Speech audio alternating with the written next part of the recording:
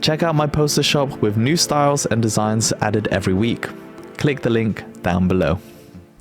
Sup Team KBA, One Tech Traveler here. This video is long overdue, but I didn't want to sit on it anymore and finally share my 1 year later or long-term video review of the Vivobarefoot Magna trail shoes. I did my video on the Geocourt men's, I think it was like 6 months ago or something, in Seoul, South Korea. So if you're interested in the Geocourt, check that video out. It's also a good reference point for the second generation that have released.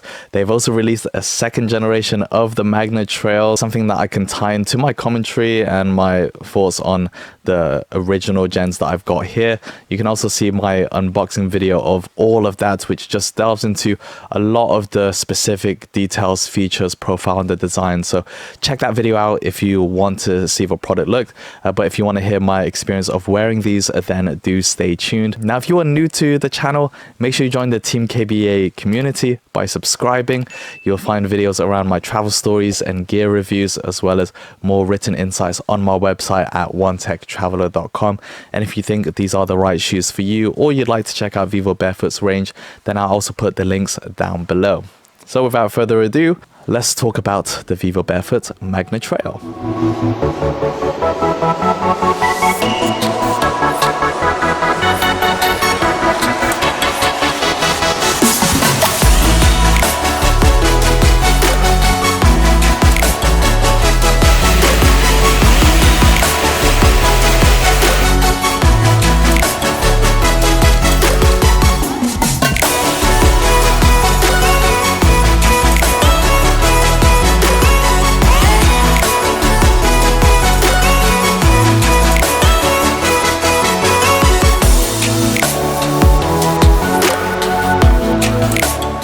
Okay, so first up, let me just show you the shoes, what they look like, just to give you a quick look and see how it's sort of fed in. Probably 1.5 years now since I'm back in the UK. You can really tell how these have lasted well, and that's also a testament to just the general build quality, which I'll talk about. But it's also good to see shoes after 1.5 years. Well, I've gone through the trails, gone through the mud, climbed Halasan in Jeju Islands, which is just under 2,000 meters high. Worn it as an everyday in London, in South Korea city, walking through the streets. Also was a great chance when it was like flash floods in Seoul and the ground was just heavily submerged underwater. I just trawled through with these because they are rated as waterproof. What is the difference between the Magna Trail first and the second generation? These ones are made of a neoprene sort of upper, and this part here is made of like corduroy, which you might see as a material used in backpacks.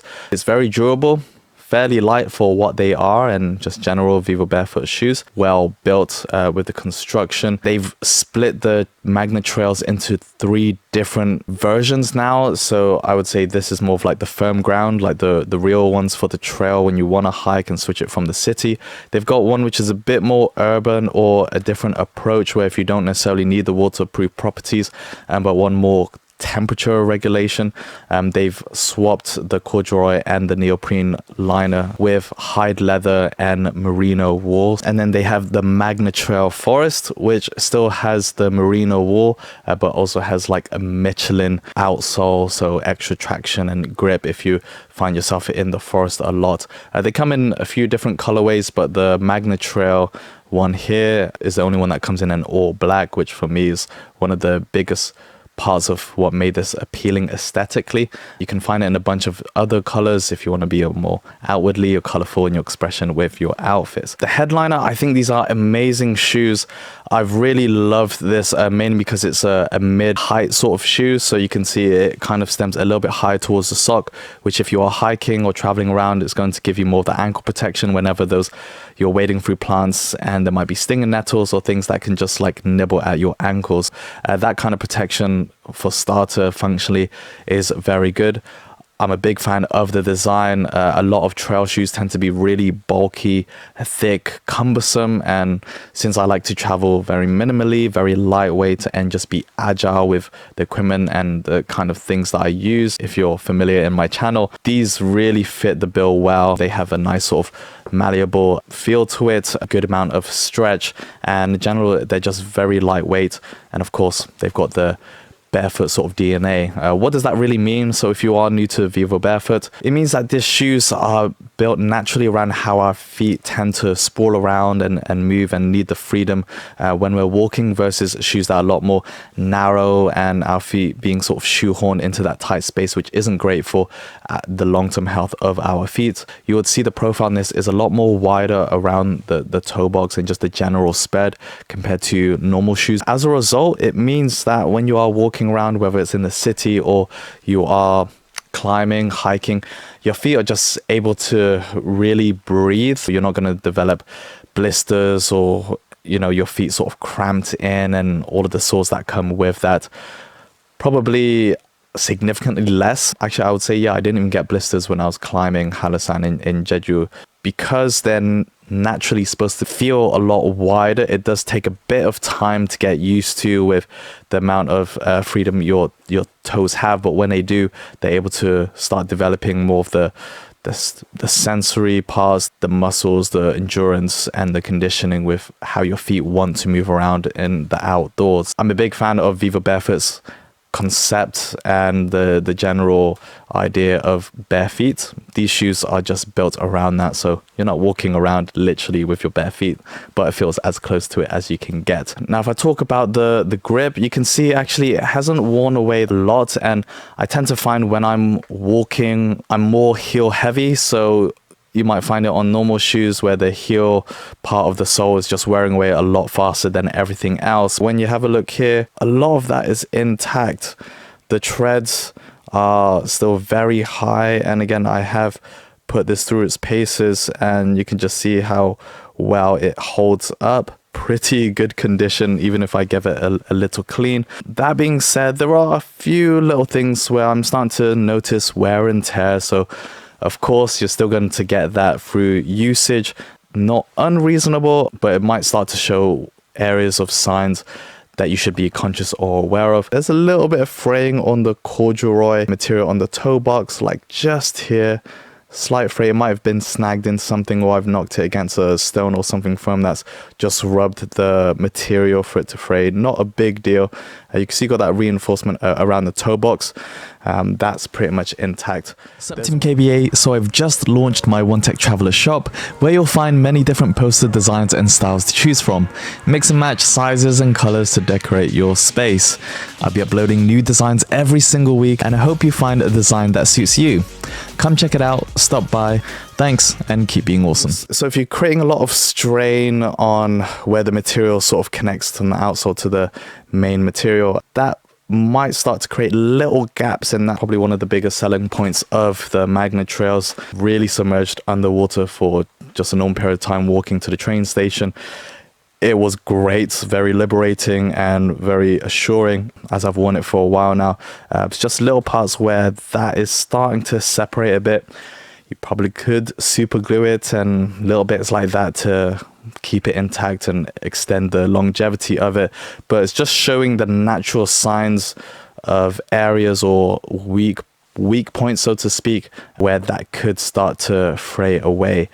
But honestly, they're fixable things. It's not become an integral shoe sort of issue yet, but it's something to bear in mind. We've got one part here and also a few parts on this side and also on the inner part here as well. So those are things that I'm going to be mindful of and seeing if they develop going forward. I've not had any issue in the day-to-day wearing of it.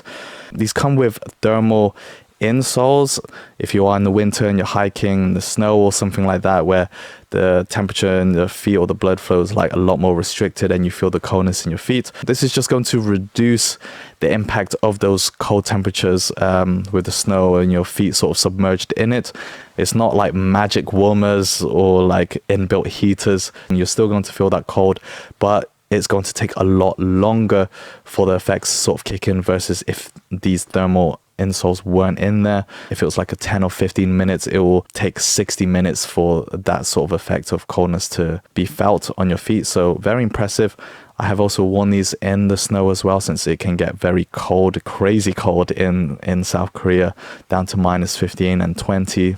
Even colder than Siberia. The corduroy, durable, maybe that little part that it frayed here that could have snagged and made a bigger impact on traditional shoes, I think is still very impressive when you compare them to other waterproof shoes and how long this has lasted. Now, putting these on can be a little bit of a mission because the neoprene is not as like solid, so you can see it's a little bit more malleable and softer compared to the rigid corduroy body here. You're going to use this loop on the heel and the loop on the tongue. I always sort of hold that in order to put my feet in. It takes a little bit of strength, but honestly for the snug fit, it's a no-brainer. It's no problem at all. And I tend to wear this with my longer like crew socks, just go in an all black. So aesthetically, I find it works great just with hiking, but also my general outfit. I really like this when I'm going for that all black look. Normally for mid-size, I probably just wear the crew socks to go with this, but if you're hiking in the warmer days, you can just take out the thermal insoles, which can also impact the shoe sizing, which I'll talk about in a moment. You can also add that with just ankle socks to make this more. These aren't stuffy shoes. My feet don't really sweat that much outside of the intensity compared to shoes which are, you know, really enclosed, very tightly knit, or materials that sort of hold heat a lot more. So these, I think they're very good across seasons, and especially if you want versatile shoes that are switching from the city to trails, mountains, rocks, anything like that. Final thoughts on the sizing. So I did a separate video on finding the right size for your Vivobarefoot shoes. It's going to feel slightly different because it's got a wider toe box area. There's also that aspect of when it's too large and too loose, or when it's like too tight, even from your original sizing. So check out that video. Even though I've done it 1 year ago, I still think it's very relevant, and a lot of you guys have been hitting that up and finding it useful. So definitely check that out in terms of sizing. For this one, I did have to size down for it to get a better fit, and that was across the Geocourt and the Magna trails.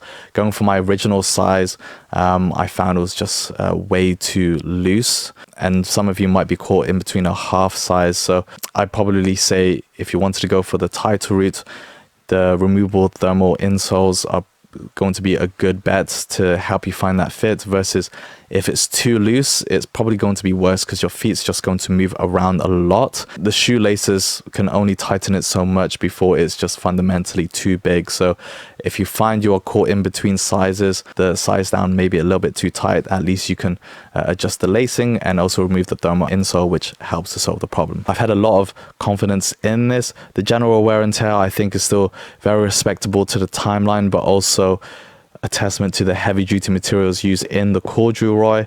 For me, I've really enjoyed the Magna trails. I would say more so than the Geocourt men's. Fits my aesthetic more. It's a lot more versatile and functional. If I get a chance to try out other Vivobarefoot shoes to widen my scope and experience of their range, then we will see. If you find these shoes are right for you, or you want to check out Vivobarefoot's range, check the links down below. You also find my written review on my website at onetechtraveler.com, and make sure you subscribe to join the KBA community, check out my travel stories and gear reviews, and give this video a big thumbs up. Thanks a lot, Team KBA. I'll see you in the next one, but until then, keep being awesome. Peace.